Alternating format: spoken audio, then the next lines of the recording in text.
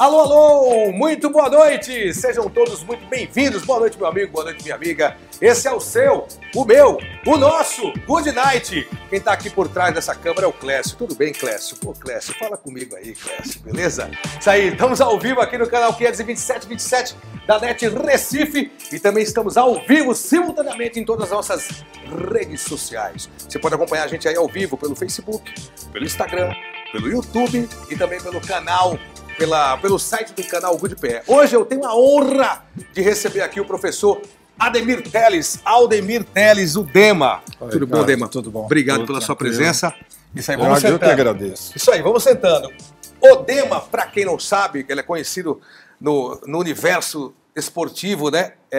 O Dema, ele é professor de Educação Física da Universidade de Pernambuco, também é mestre em... Bom, ele vai contar isso pra gente. Dema, boa noite, obrigado por estar aqui com a gente, vai ser um bate-papo muito interessante, muito esclarecedor.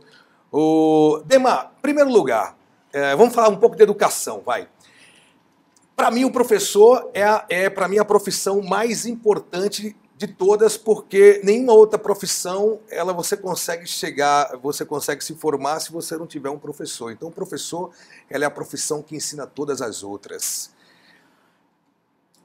É verdade que você é daqueles que acha, assim como eu, que o salário do político devia ser o do professor e o do professor do político, Dema? Vamos começar logo polemizando, sem polemizar, mas você acha que o professor merece ser mais valorizado no nosso país e o nosso país está no que está por conta da desvalorização na educação? Bom, boa noite, Ricardo, e boa noite aí a todos os telespectadores, o pessoal que está assistindo aí no YouTube, no Instagram, né, no Facebook. Veja, a questão do professor realmente é uma questão fundamental no Brasil, né? A educação no Brasil a gente sabe que é sempre capengando. A gente nunca teve no país, no Brasil, no meu entendimento, uma educação que pudesse assim demonstrar o quanto a educação pode fazer a diferença no desenvolvimento de um país. O Brasil, para mim, no meu entendimento, ainda carece de uma educação de forma sustentável, de uma forma efetiva, que venha contribuir para que o país realmente mude o que nós temos, né?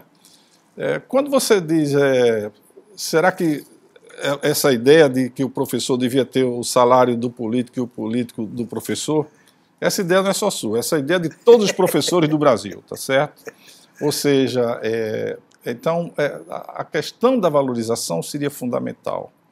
A gente sabe da realidade de vários professores, principalmente os que estão na rede pública, né? E não só da rede pública, a rede privada como um todo. Mas essa é uma luta que ainda tem muita coisa para ser conquistada, sabe, Ricardo? E não é somente a questão salarial, são as condições de trabalho. No mundo do trabalho, no mundo do recurso humano, a gente sabe que muitas vezes não é o salário, mas são as condições de trabalho. Exatamente. Né? Escolas sem biblioteca, escolas sem laboratório, escolas que não têm uma banda de música, escolas que não têm um canto coral. Ou seja, no meu entendimento, a escola é o lugar para formar no sentido mais universal do conhecimento, e a cultura não pode ficar fora da escola. E a gente infelizmente a gente não tem visto isso. Um né? país que não investe em educação, cultura e esporte, realmente você não pode esperar muita coisa, né, Dema? O Brasil anda na contramão, para não ir muito distante, né? O Brasil anda na contramão nesses três aspectos: na cultura, no esporte e na educação. Particularmente no caso da educação física, a gente pode dizer que a gente também vem sofrendo muito, né, em relação a essa educação física, da forma como a educação física vem sendo praticada, mas não somente na forma como ela vem sendo praticada e tal, mas os próprios currículos da educação física e as condições que são oferecidas para a educação física no Brasil, que possa efetivamente e objetivamente cumprir com as funções, cumprir com os objetivos, com as finalidades de uma educação física eficiente, né? Ô Dema, me fala o seguinte, do jeito que existe, por exemplo, a gente critica muito no universo do jornalismo, que existem os jornalistas hoje de Google, né? Porque é muito fácil dar um Google aí, né? Nas redações a gente está cheio de gênios, né? Nesse sentido, e a cada semestre, não sei quantos profissionais são jogados no mercado, muitas vezes sem nenhum preparo. Assim também na educação física, quando você é professor lá da Universidade de Pernambuco, você tem visto também muitos profissionais sendo jogados no mercado, mas os profissionais que não investem em si, que não se aprofundam, que não estudam, que não se qualificam, falta isso, Dema. Interesse também do próprio aluno, do próprio profissional, de ser um profissional diferenciado? Veja, eu faria uma pequena distinção para não cometer injustiça com os bons alunos, com os excelentes alunos que nós temos. Concordo. Então, dentro da universidade, por exemplo, nós temos assim alunos altamente capacitados. Eu terminei agora esse semestre que se encerrou agora recentemente, né? Eu estive dando aula para a turma de primeiro período da licenciatura, com a disciplina chamada Esporte 1, né? Onde a gente estuda o fenômeno esportivo como um todo. E eu fiquei encantado no final do semestre, porque eu até disse a eles, eu confessei para eles o seguinte, eu digo, olha, eu estou vendo que a educação física tem futuro. Que bom. Pela capacidade deles apreenderem, a capacidade deles sintetizarem, porque o que a gente vem trabalhando na disciplina não é o esporte como a modalidade esportiva, a técnica, a tática, a preparação física. O objetivo da disciplina é discutir com eles o que é esse fenômeno esportivo. Quais são as inter-relações que existem entre esporte, política, economia, sociedade. Porque eu costumo dizer, Ricardo, que quando os alunos perguntam assim, dizem para mim, professor, por que complicar se a gente pode simplificar? Né? E eu vou na contramão dessa questão. Eu pergunto a eles o seguinte, por que simplificar se a gente pode complicar? Lógico. Tá certo? Mas aí eu justifico. E a justificativa é o seguinte, quando você aprende na complexidade, o que era simples vai se tornar mais simples. Tá certo? E aí, quando você aprende na complexidade, você aprende também a fazer as associações entre as coisas, as ligações, você vai compreender o mundo de uma forma muito mais ampla do que se você ficar no simples daquela coisa batida. Então, é essa perspectiva nossa com essa turma e as outras turmas com quem eu trabalho, né? Por falar nisso, você já está nessa há quanto tempo, Dema? Olha, para quem eu não vou falar há quanto tempo eu conheço esse cidadão, que eu tenho muito carinho, respeito e admiração, certo. E fez parte da minha formação enquanto atleta, que eu fui atleta há muitos anos, joguei hóquei sobre patins 30 anos, fui bicampeão brasileiro de hóquei, mas jogava futsal e comecei jogando futsal no Colégio Salesiano no início da década de 80. Não vamos entrar nesses méritos para a gente não entregar a nossa idade, vai, Dema, pô, fala pelo amor de Deus. Mas esse cara, eu conheço o Dema há mais de 30 anos e ele teve sim uma importância fundamental. Aí eu te pergunto, há quanto tempo o Dema já está nesse universo de lecionar e como tudo começou, como despertou essa paixão de você levar esse conhecimento para os alunos? Bom, Ricardo, eu não tenho problema nenhum de dizer minha idade, nem nada. Quer que eu diga a idade? Eu coloco. Pode dizer, Dema. São 66 anos muito bem vividos, 66. Veja, só para você ter uma ideia aí, agora em 2019 eu completei 45 anos de formado, tá certo? Então, desde o momento em que eu entrei na universidade, eu sou formado em Educação Física na Universidade Federal de Pernambuco, e desde que eu entrei na universidade que eu venho trabalhando, né? Então são 45 anos de muito trabalho, eu já fiz de quase tudo na área do esporte, na área da educação física. Eu posso te dizer que é mais fácil dizer, eu contar aqui, o que é que eu não fiz ainda na área do esporte, na área da educação física, do que eu já fiz. Se eu for contar aqui o que eu já fiz, nós vamos esgotar o tempo do programa aqui. E para a vida acadêmica, como surgiu esse interesse pela vida acadêmica? E você vai falar também do seu mestrado, que é muito interessante, sobre essa relação, né, da neurociência, no comportamento do atleta, que passa na cabeça do atleta, né? Enfim, você analisou profundamente isso. Como é que você enveredou na vida acadêmica e como foi esse teu interesse por ir nesse caminho da neurociência para justificar o teu aprofundamento no teu mestrado? Eu vou tentar sintetizar aqui. Primeiro, o seguinte, eu no Salesiano, sim, eu fui bicampeão escolar, né, com a equipe de futebol, campeão também de futsal, e depois eu entrei na universidade, fui jogar no Atlético, na equipe de Afogados, depois fui jogar na ABB e tal. E aí, o esporte sempre foi uma grande paixão para mim, né? E tanto é que a minha primeira opção no vestibular foi exatamente a educação física, né? Eu posso colocar de público aqui que eu fui péssimo aluno no ginásio e né? Eu tinha muita dificuldade com isso, não é desmérito nenhum para mim. E assim, eu me encontrei na educação física, né? Me encontrei na educação física, sempre fui um aluno aplicado e assim, como estratégia pessoal, né? Eu não me limitei àquilo que eu aprendia na universidade, ou seja, eu investi muito para viajar, já como aluno, já ia para Gama Filho, às vezes de ônibus para o Rio de Janeiro para estudar essa coisa toda. Eu sou um dos primeiros especialistas também aqui no estado, né, quando fui para a Universidade de Gama Filho fazer especialização em treinamento esportivo.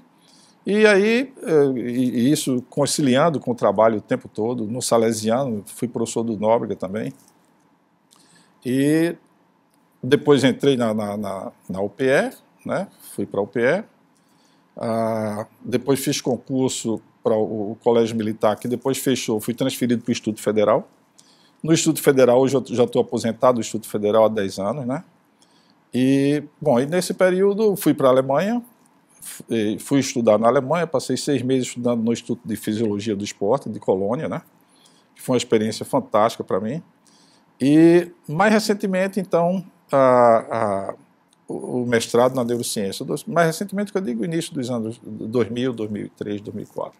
Que legal. E esse estudo que fez você enveredar por esse lado da neurociência, que te chamou a atenção para você procurar entender a cabeça do jogador? Ricardo, vê só, desde os primeiros períodos, os primeiros anos de trabalho como treinador no Salesiano, né, que ali eu ainda era aluno, mas podia atuar e tal. Hoje, atualmente, não pode, só formado, né, tem que estar.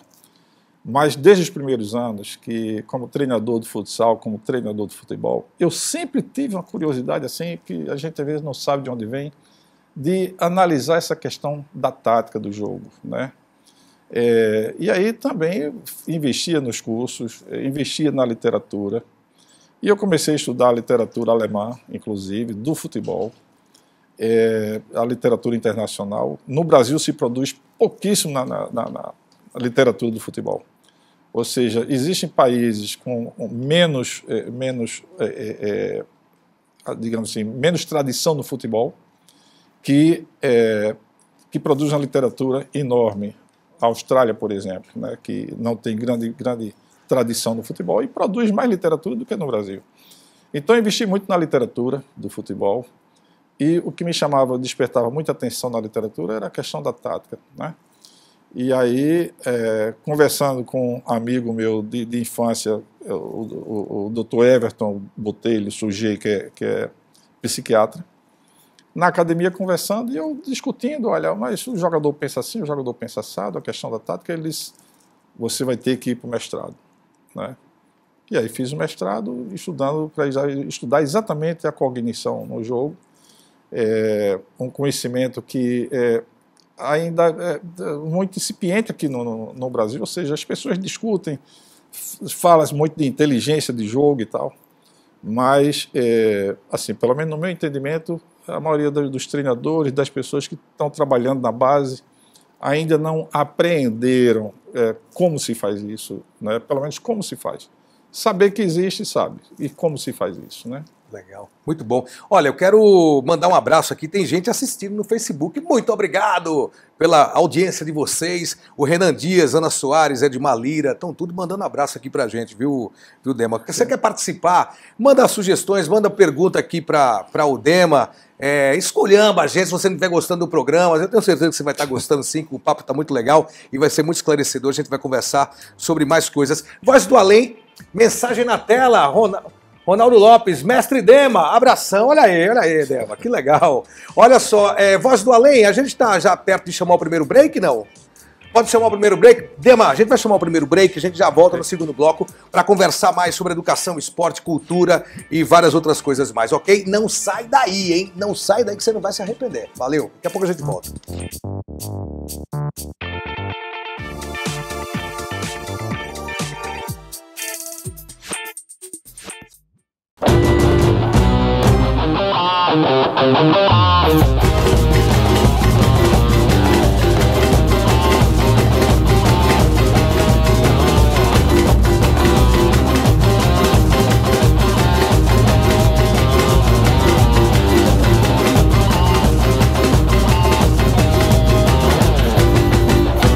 Essa cidade vai tremer e a galera vai zoar. O Kevin e o Tadeu queriam abrir uma empresa, porém não tinham um endereço legalizado. A solução ideal para eles foi contratar um plano de endereço empresarial e fiscal na Multi-Office Escritório Virtual. Agora, a empresa do Kevin e do Tadeu está registrada em um endereço de prestígio. Suas correspondências e encomendas são recebidas em horário comercial e se algum cliente vier procurá-los, estes serão imediatamente informados. Multi-Office Escritório Virtual, tornando viável seu negócio. Aqui, na Gráfica do Parque, além de uma simples cópia, temos impressões para pequenas, médias e grandes empresas. Produzimos banner, receituário médico, crachá em PVC, encadernações, capa dura para TCC. E também brindes personalizados como camisas, canecas, sandálias, copinhos, garrafas squeeze e estampas em almofadas e camisas. A Gráfica do Parque fica na Rua do Futuro, 680, Loja 1, nas Graças. Telefone 3426-9508. A Intexnet, operadora regional de telecom, projeta soluções de conexões de acordo com as necessidades de cada cliente. A melhor banda larga para a sua casa. Para a sua empresa, temos uma conexão segura e confiável com alto desempenho. Consultores técnicos especializados. Quer organizar ou promover um evento, show, transmissão ao vivo? Chama a Intexnet.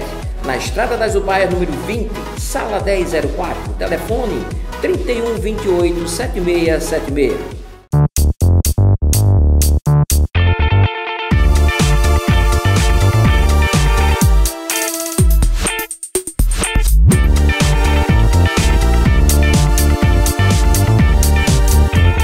Dema, você pegando um pouco do gancho do que você falou no seu aprofundamento, nos seus estudos, na questão na questão cognitiva e na questão de entender um pouco a cabeça do atleta, existe realmente atletas mais inteligentes do que o outro, ou pelo fato de um ser mais inteligente não quer dizer que o outro seja burro?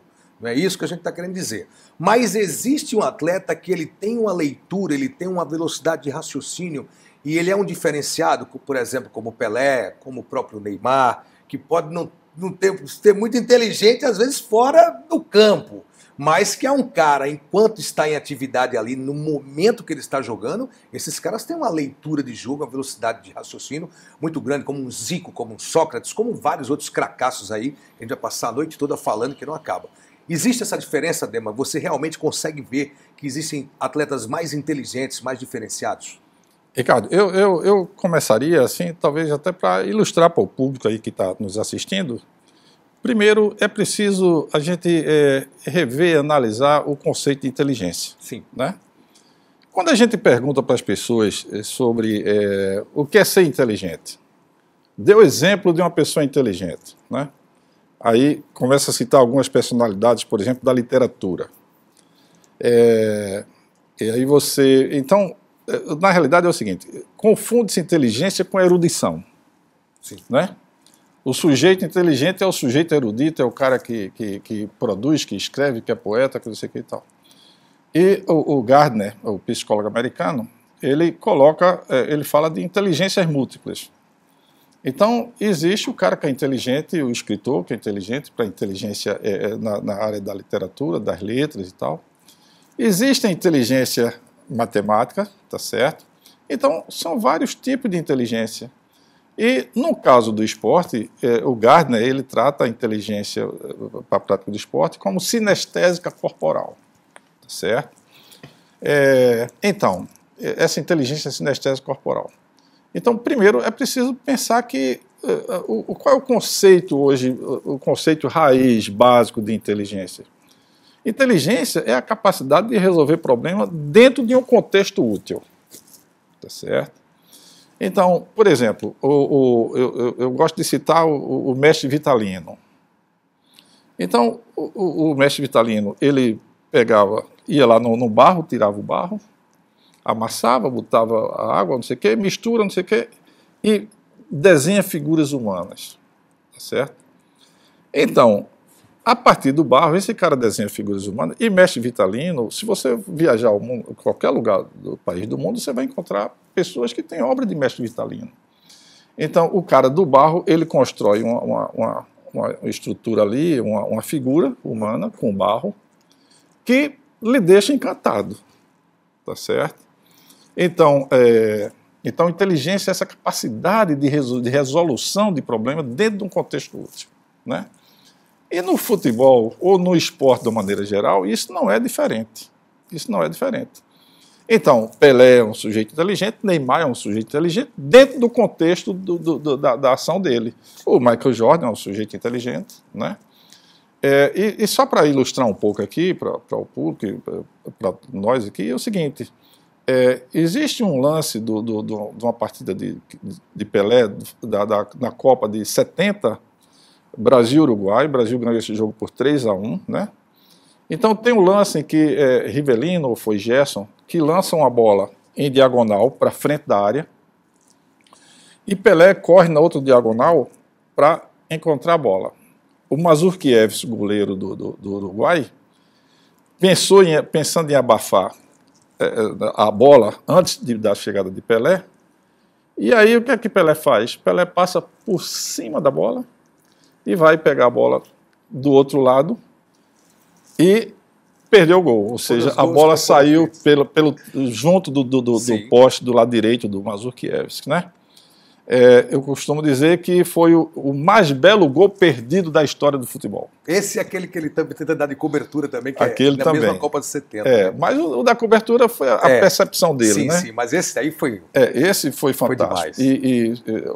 Outra informação sobre esse lance, o Miguel Wisnik, que é um cara que é professor de letras da USP e tal, ele escreveu um livro, para mim, o melhor livro para contar sobre o futebol no Brasil. Esse livro se chama Veneno Remédio, Futebol e o Brasil, um livro belíssimo. Nesse livro ele fala da violência de torcida e fala da dialética da violência das torcidas. Eu nunca vi ninguém escrever nada igual sobre essa história, essa questão da violência. E Miguel Wisnik diz que esse lance de Pelé é o lance mais comentado do jornalismo, da imprensa mundial no futebol, né? Então você não tem como... Então, quando a gente fala de inteligência no jogo, inteligência do jogador, é basicamente o seguinte: esses jogadores, eles têm uma capacidade de atenção maior, eles têm uma capacidade de antecipar a jogada maior, eles percebem melhor do que os outros e tomam decisão melhor e mais rápida. Exatamente. Na capacidade de tomar a decisão. Então, o lance de Pelé também, do chute pelo alto, né, tentando surpreender o goleiro, o que é que acontece ali? Inclusive, alguns colegas dele, os jogadores estavam ao lado dele, deram um maior esporro nele. Ei, negão, tá doido, não sei o que e tal. Mas aí, veja bem, é a percepção dele. Ali Sim. Ele já vinha observando como é que aquele goleiro se encontrava. Exatamente. Então, isso é a inteligência que serve não somente no futebol, todos os esportes. Exatamente. Né? Agora, o que é importante de colocar aqui também é o seguinte, é que esses jogadores têm esse desempenho diferenciado porque são mais inteligentes. Mas o que precisa chegar ao público, o que precisa chegar aos pedagogos, os diretores da escola, aos professores, é que a prática do esporte, tá certo? E a prática do esporte, principalmente desde da sua infância, e essa prática sistematizada, o que a gente chama de uma prática, digamos assim, uma prática dirigida, uma prática orientada, Sim. essa prática também vai contribuir para o desenvolvimento da inteligência, sabe, Ricardo? Então, é isso que a gente precisa insistir. Exatamente. E que muita gente ainda não percebeu, ou se percebeu, Faz de tem conta um que não jogo quer por trás perceber, disso, não tenha no dúvida. sentido de não querer influenciar a questão cognitiva, tá certo? Então, uma outra questão que eu considero assim importante para dizer é que a gente chama da visão cartesiana. A visão cartesiana é a visão do Descartes, o filósofo francês, né? Que separa corpo e mente. Então, corpo e mente são duas entidades separadas. E nós temos uma dificuldade enorme de tentar passar isso para as pessoas, que isso acabou. Corpo e mente não pode mais de forma nenhuma ser visto de forma separada. Concordo. Né? E tem um autor português, o Antônio Damasio, um neurobiólogo, né? Ele tem 4 obras fundamentais que eu tenho sempre recomendado para os professores e profissionais de saúde. E o Damasio, o primeiro dos 4 volumes dele, ele fala o erro de Descartes. Ou seja, e aí Damasio, com base no conhecimento da neurobiologia, os estudos de neuroimagem e os avanços da neurociência, aí o Damasio ele consegue destrinchar isso e demonstrar claramente que corpo e mente não pode ser mais visto como duas entidades separadas. E aí isso é interessante também para os pais, para os educadores de uma maneira geral, porque nós estamos numa sociedade em que o garoto está na escola para passar no vestibular. Exatamente. Para ter o diploma. A medicina, o direito, a engenharia, essa coisa toda. E não é só isso que faz a vida do ser humano. Exatamente. É esse gancho que eu quero pegar com você. Não é só isso que faz a vida do ser humano. E as pessoas não entenderam ainda o papel da prática esportiva, Sim. orientada, dirigida, para fazer com que esse ser humano ele possa evoluir. Muito bom, Dema, muito esclarecedor, uma verdadeira aula estar conversando com o professor Dema. Olha, parece que chegou mais mensagens. Cadê? Põe aí, ó, Ronaldo Lopes. Dema, ontem falei sobre você com o Reginaldo, ex-zagueiro de 93. Ele te mandou um abraço, olha aí. Dema, eu não sei se você concorda comigo. Muita coisa que eu levei para a minha vida profissional, como jornalista, eu herdei muita coisa do esporte. Por exemplo, o senso de disciplina, o respeito ao próximo, enquanto a vida é esperança, enquanto o cronômetro está rodando, você pode virar uma partida. Eu perdi um campeonato brasileiro de hóquei sobre patins faltando 7 segundos, ganhei um faltando 30 segundos.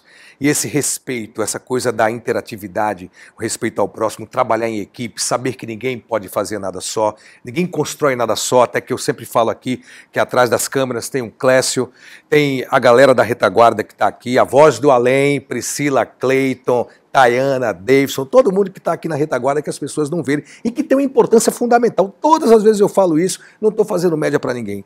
E essa é uma coisa que eu acho muito importante no esporte, né? Quando você fala que o esporte precisa de um investimento maior nas bases, nas escolas.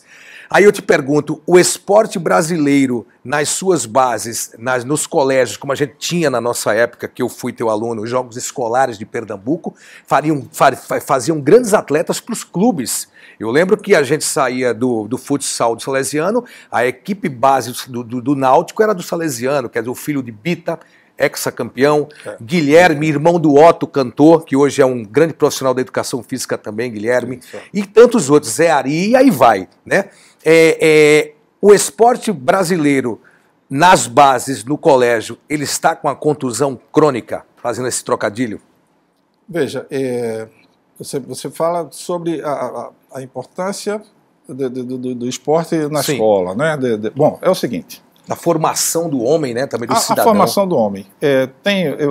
Inclusive, eu estou escrevendo sobre isso, estou aprofundando aí para a gente escrever sobre isso. Eu considero que são 3 as grandes dimensões do humano, né? Então, nós temos a dimensão cognitiva, que é a inteligência, a capacidade de tomar decisão. Nós temos a dimensão motora, a nossa motricidade. Sem essa motricidade, realmente a vida fica mais complicada. E temos a dimensão socioafetiva, né? Então, para mim, o grande desafio da educação física, de quem lida com a questão do ensino do esporte, é unir numa única atividade essas 3 grandes dimensões do humano, né? E o interessante também é que essas 3 dimensões, elas não estão superpostas. Não, até aqui é motor, até aqui é cognitiva, até aqui é socioafetiva. Não. Quando você joga, essas 3 dimensões, elas estão se entrelaçam, entrelaçadas ali, né? Elas estão associadas e tal. O bom desempenho motor depende muito da tua motivação, por exemplo. Sim. Né? Então, esse para mim é um desafio na nossa área, tá certo? É você desenvolver essas atividades unindo essas 3 dimensões. Então, aí você tem a formação integral do ser humano. Exatamente. Quando você fala da questão do esporte escolar e que depois os alunos, você mesmo e vários outros, Zé Ari, Bitinha, Silvio e outros, foram para os clubes. No futebol também aconteceu isso. Nós tivemos pelo menos 2 jogadores de Salesiano do futebol. Um foi o Paulinho, que foi para o Náutico, foi para o Corinthians, e depois o outro Marquinhos, que também foi jogador do Náutico. E tem vários outros aí que a gente não vai relacionar agora. Que foram revelados nos jogos escolares, né? Que foi revelado nos jogos escolares. Muita gente. E principalmente fora do futebol, nas outras modalidades esportivas. Agora, o que a gente pensa hoje, sabe, Ricardo, a gente pensa numa outra perspectiva. É lógico que se aquele garoto está na escola, ele pratica o futebol na escola, pratica outra modalidade esportiva na escola, e ele quer ascender para ser atleta, é um direito dele, e ninguém tem o direito de negar, tá certo? De impedir ou não incentivá-lo a seguir na perspectiva dele.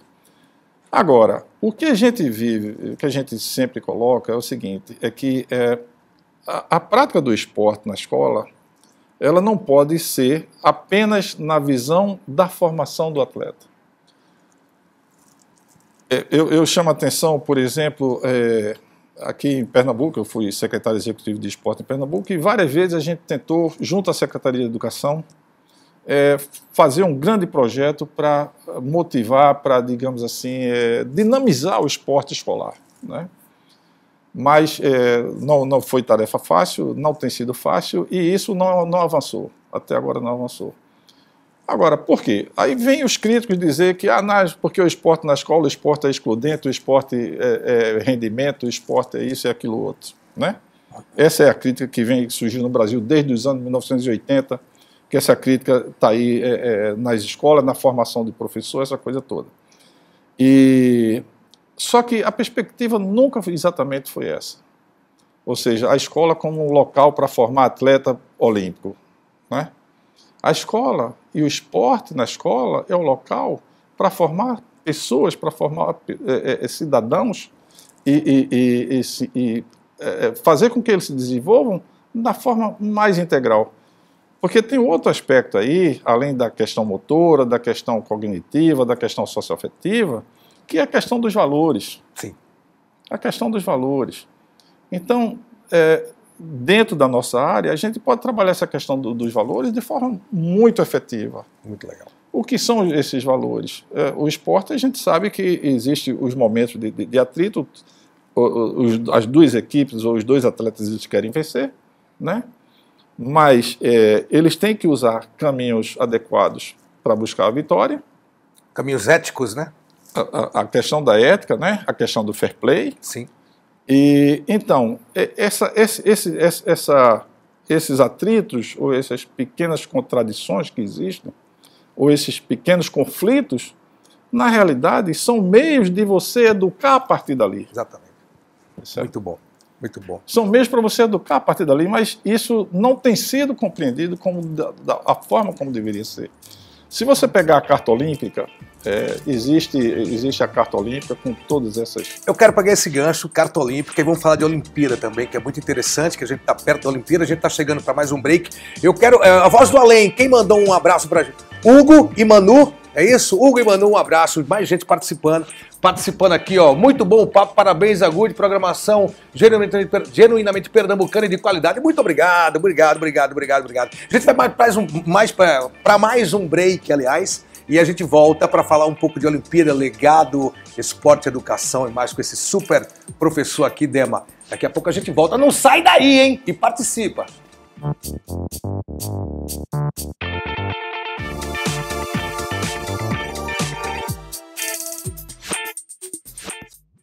Há 15 anos no mercado, a Impacto Promoções e Eventos é referência na prestação de serviços promocionais em Pernambuco. Centenas de ações e eventos já foram realizados, sempre com um diferencial do atendimento personalizado, customizado, sempre com foco nas necessidades de cada cliente. Conte com a gente para fazer da sua ação e do seu evento um enorme sucesso. Entre em contato pelo telefone 81-3424-4457 ou pelo e-mail impactopromo@impactopromo.com. Alarme Center, a sua distribuidora. Trabalhamos com CFTV, alarme, incêndio, provedor de internet, automação, concertina, cerca elétrica, controle de acesso, telefonia e redes. E trazendo agora para Pernambuco o painel solar. Alarme Center, a marca da segurança. Avenida Norte, 3652, Tamarineira. Telefone 4062-9205.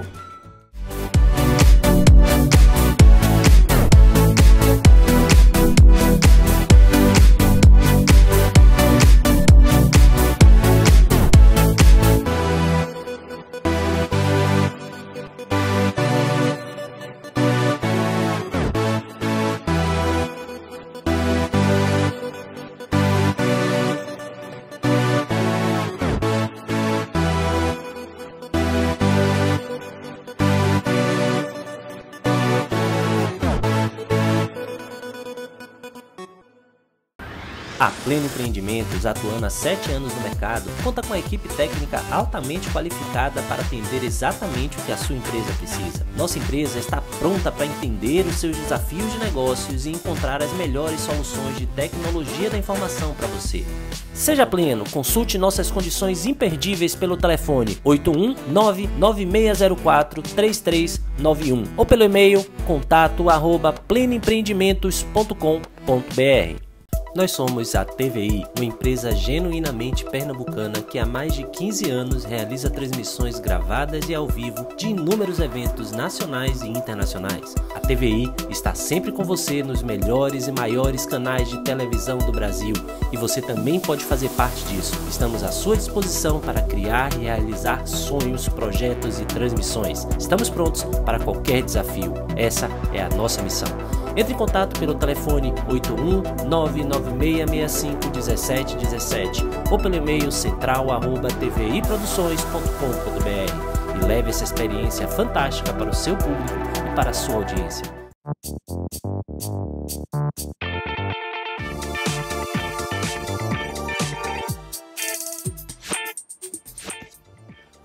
Estamos de volta para o nosso terceiro bloco. Que pena, passa rápido, né? Papo bom é sempre assim, esclarecedor.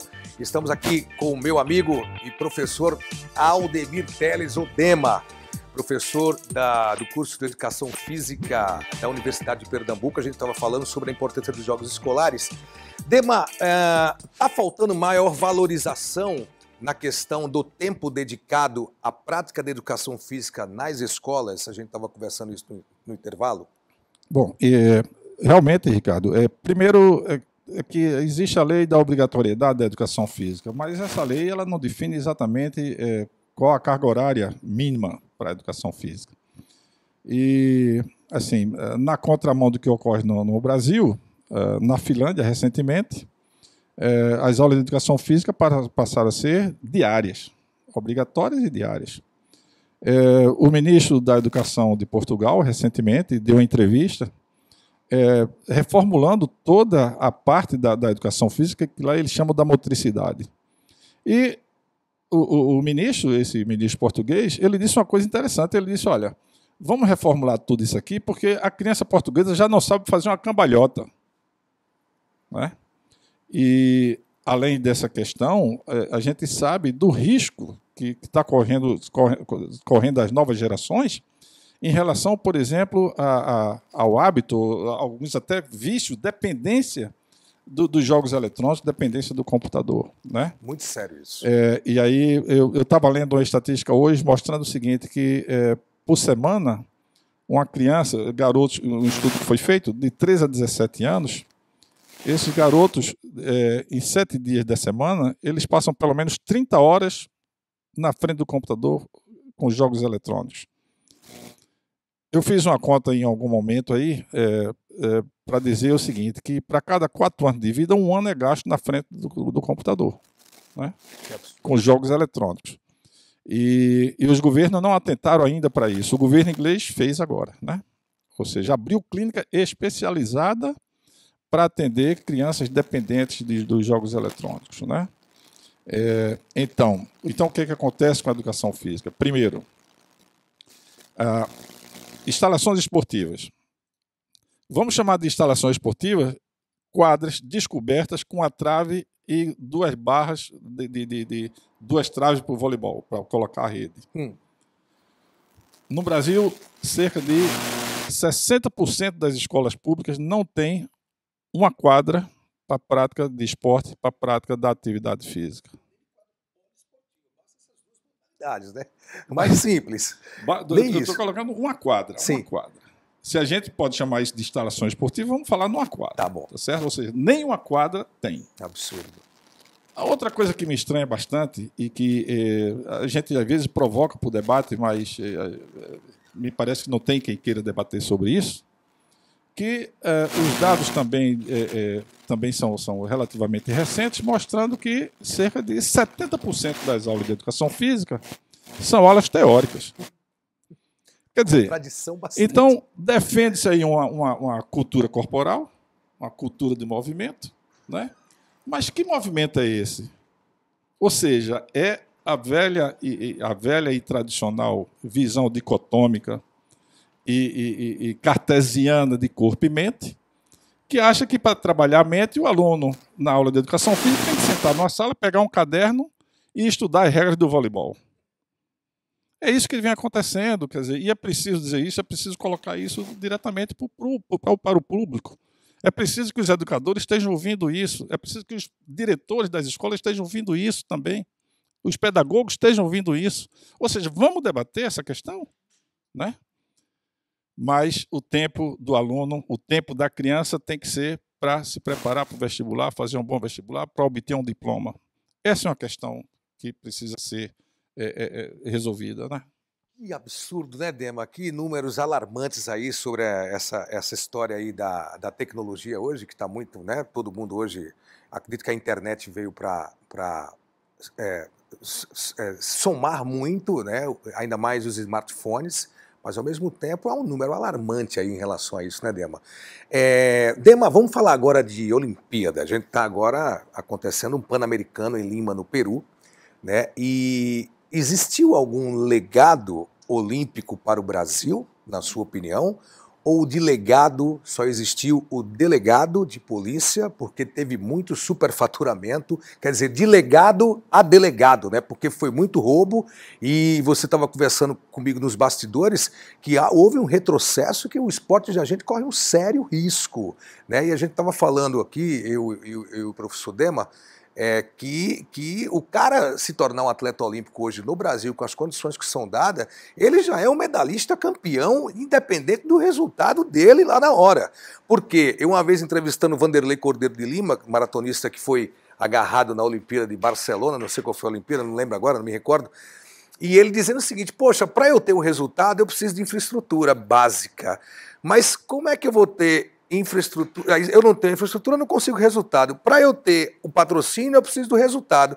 Quer dizer, o atleta acaba se desdobrando para ter, sem a mínima condição de uma mínima de orientação de profissionais, de uma equipe, né, multidisciplinar, de patrocinadores, né, quer dizer, isso é muito sério, né? Como é que você vê essa questão do legado olímpico? Houve ou não, e é preocupante os números, são preocupantes, aliás.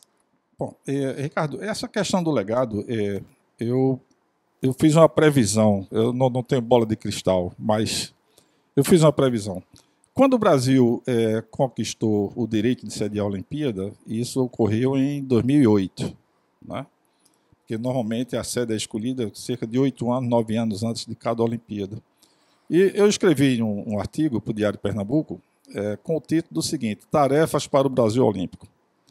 E nesse artigo eu já dizia e falava dos cuidados que deveriam existir para que a Olimpíada pudesse deixar o legado. Agora, eu já falava o seguinte, porque nós normalmente tratamos a questão do legado como os legados tangíveis e os intangíveis.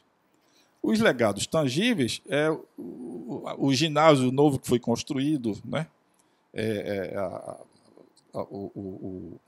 O Centro Olímpico, aquela coisa toda.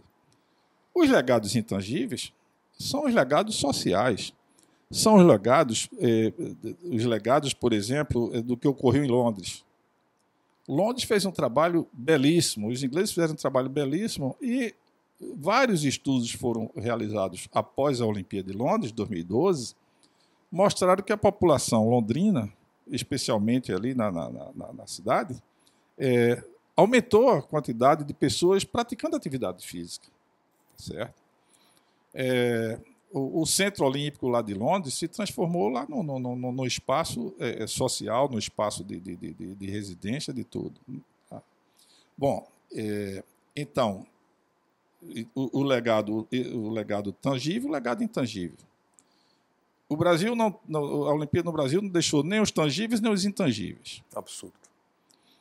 Tem um dado muito interessante, porque quando você vai promover uma Olimpíada no país, você tem que preparar a população. E o Comitê Olímpico do Brasil dizia para todo mundo, espalhava para todo mundo o seguinte: olha, a Olimpíada é no Rio, mas a Olimpíada é de todos os brasileiros. Isso não aconteceu. Isso não aconteceu. E em Londres, na Olimpíada de Londres, 60% dos ingleses aprovavam a Olimpíada em Londres, ou seja, algumas abstenções e tal, pouca gente não queria, era pouca gente. No Brasil, o estudo que foi feito, eu tenho esses estudos, mostra que 80% dos brasileiros não queriam a Olimpíada no Brasil. Nem os cariocas. Nem os cariocas. Ou seja, a Olimpíada veio de goela abaixo, ou seja, quase que por imposição, né? Então, veio a Olimpíada, gastou-se muito, ou seja, uma das Olimpíadas mais caras da história. Não precisa aqui descrever o quanto de dinheiro foi desviado dessa Olimpíada.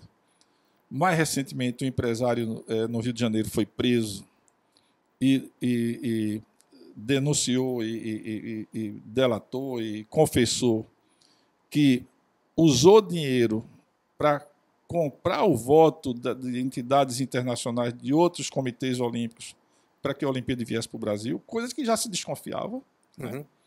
E ele veio para confirmar. E eu escrevi um outro artigo na página do UOL falando o seguinte, que eu já tinha, antes da Olimpíada inicial, eu já tinha preocupação do quanto o esporte brasileiro ia chegar muito próximo do fundo do poço, né?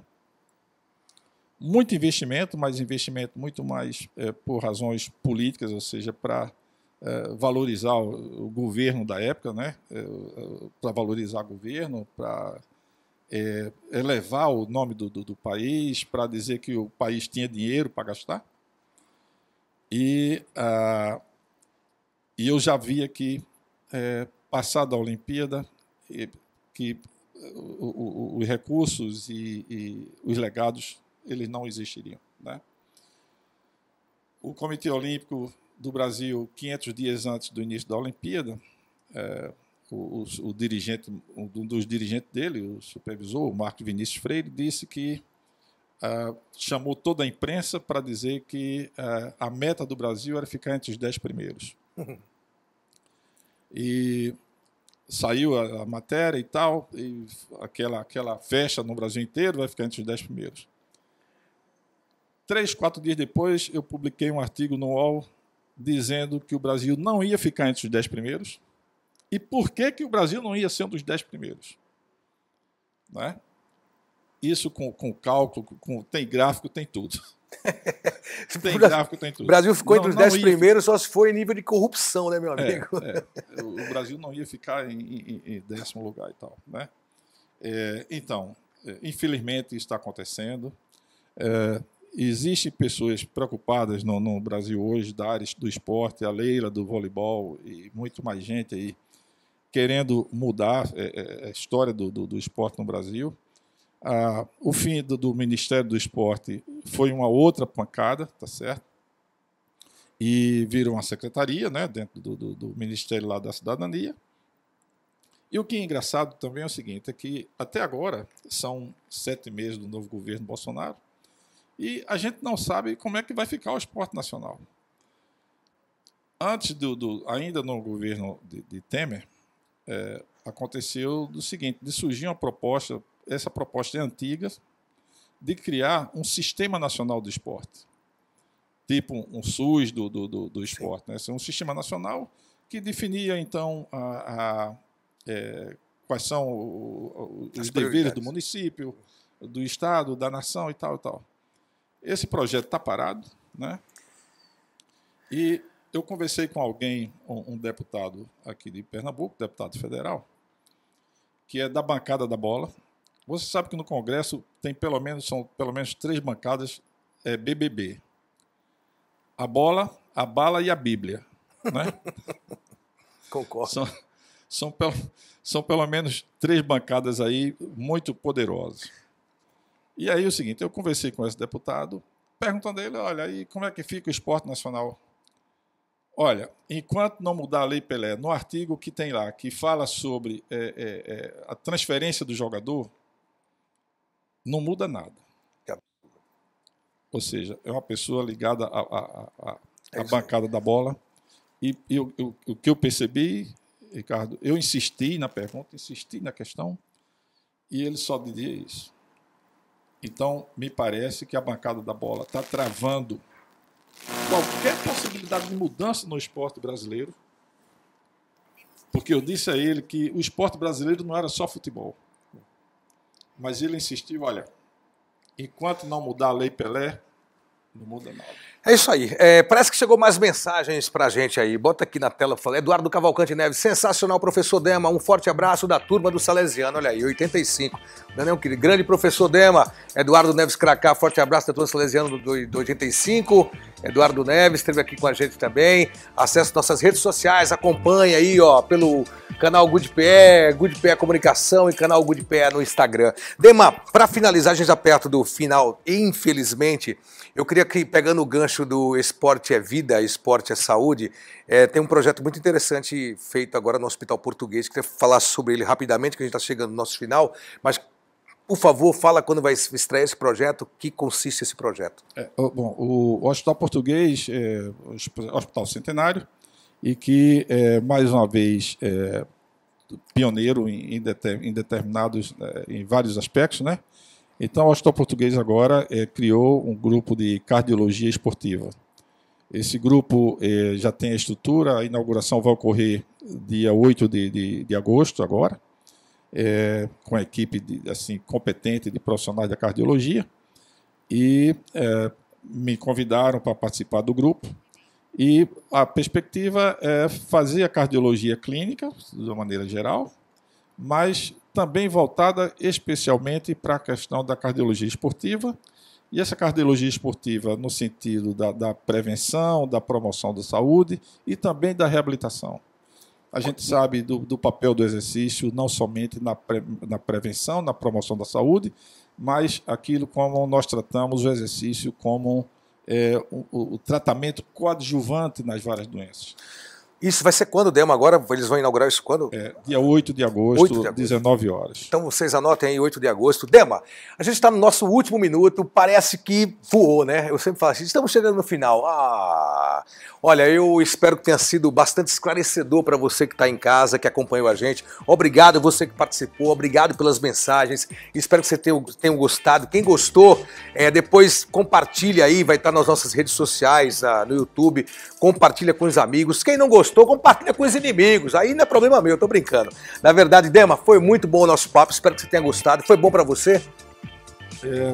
Foi uma honra muito grande, Ricardo, e assim, eu estou muito feliz, muito satisfeito com a conversa, porque a gente precisa passar algumas coisas para o público, e principalmente o seguinte, eu nunca me senti dono da verdade, não sou dono da verdade, mas eu gostaria pelo menos abrir o debate. Exatamente. É o mais importante. Vamos debater, vamos discutir, vamos ver o que a gente pode fazer melhor para essa sociedade que está aí, né, com toda essa crise de violência, juventude aí, que eu costumo dizer que o que se faz com a juventude no Brasil é uma grande covardia.